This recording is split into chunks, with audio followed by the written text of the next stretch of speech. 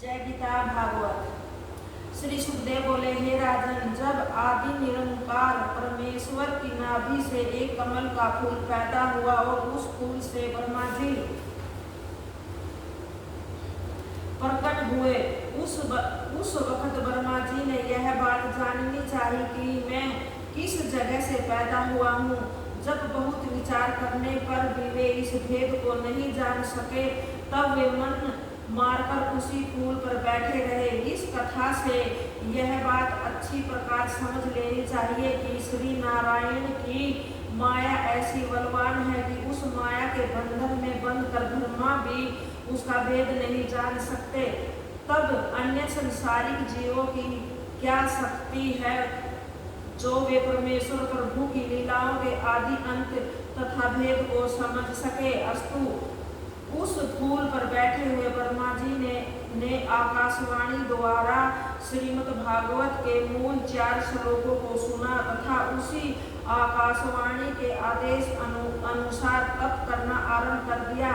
तपस्या करने पर जब ब्रह्मा जी को विवेक प्राप्त हुआ, तब उन्होंने उन 4 श्लोकों का मतलब जानकर जगत सृष्टि रचना आरंभ कर दी। उन 4 श्लोकों का अर्थ इस तरह है, हे ब्रह्मा, सबके पहले जो था वह मैं हूँ, मेरे अलावा कोई नहीं है। तुम जो देख रहे हो वह सब मुझको समझो। महाप्रलय के पश्चात मेरे सिवा और कुछ नहीं रहेगा। जगत की समस्त वस्तुओं का मूल मैं ही हूँ। इस प्रकार हाथ, पांव, नाक, कान आदि अंगों में पहनने के लिए अनेक तरह के श्रवण भूषण तैयार कराए जाते हैं। उन सब के नाम भी अलग अलग होते हैं, परंतु अंत में केवल श्रवण ही शेष रह जाता है।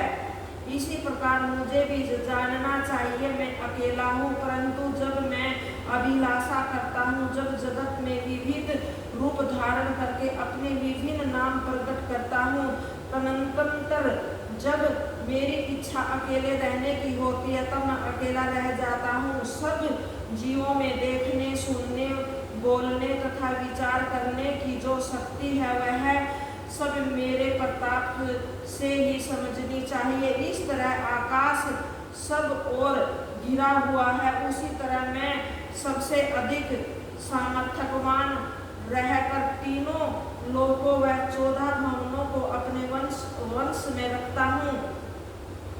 मेरे अलावा जगत में की अन्य सभी वस्तुओं को झूठा समझना चाहिए। इस तरह जगत का समस्त व्यवहार मेरे विराट स्वरूप में संतृप्त है।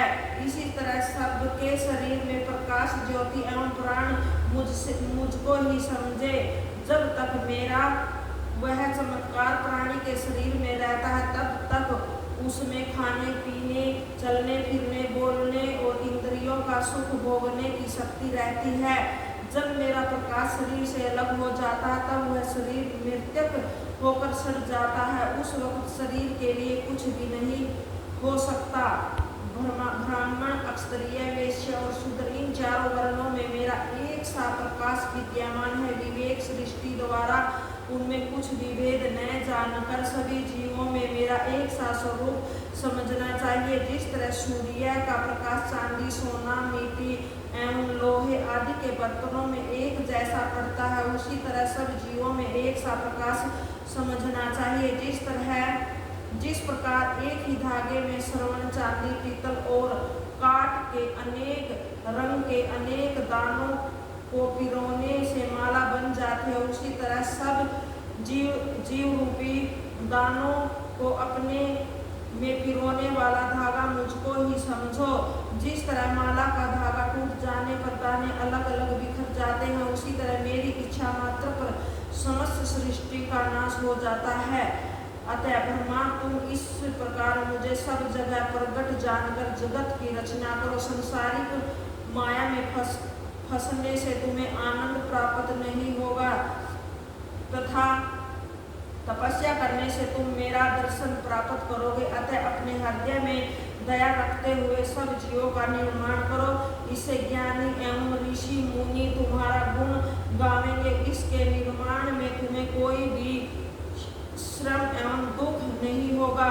अब तुम मेरे उस सूक्ष्म चतुर्बुद्ध स्वरूप का ध्यान करो जो महात्मा एवं ऋषि मुनि आदि के मनों में उपस्थित है। इस आकाशवाणी को सुनकर ब्रह्मा ने मन में श्री नारायण भगवान को हाथ जोड़कर नमस्कार करते हुए कहा, हे दीनबंधु, आप मुझे यह वरदान दीजिए कि मैं सदैव आपको अपना प्रभु मानता रहूं और जगत का निर्माण करने में कुछ मुझे आसक्ति न हो। ब्रह्मा जी की ऐसी प्रार्थना सुनकर परब्रह्मा प्रभु ने उनको मनोवांछित वर देते हुए कहा, हे ब्रह्मा, तुम मेरे आदेश का ध्यान करके संसार के संबंधों को प्रतिबिंब के दृश्य झूठा समझो, जो तुमको मेरी माया नहीं व्यापेगी। इतना होने पर पितामह ब्रह्मा जी श्री नारायण के भजन में लीन हो गए।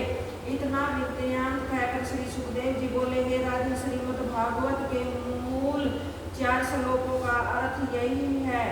मैंने तुमसे कहा, ब्रह्मा जी ने यह भागवत ज्ञान नारद के अलावा अपने अन्य पुत्रों को नहीं सुनाया था, केवल नारद को ही परम ज्ञानी जानकर उसे बताया था। देव ऋषि ने उस ज्ञान को मेरे पिता वेदव्यास को सुनाया। इसके बाद मेरे पिता वेदव्यास ने उसका विस्तार सहित उल्लेख करके और श्रीमद् भागवत नाम रखकर मुझे पढ़ाया।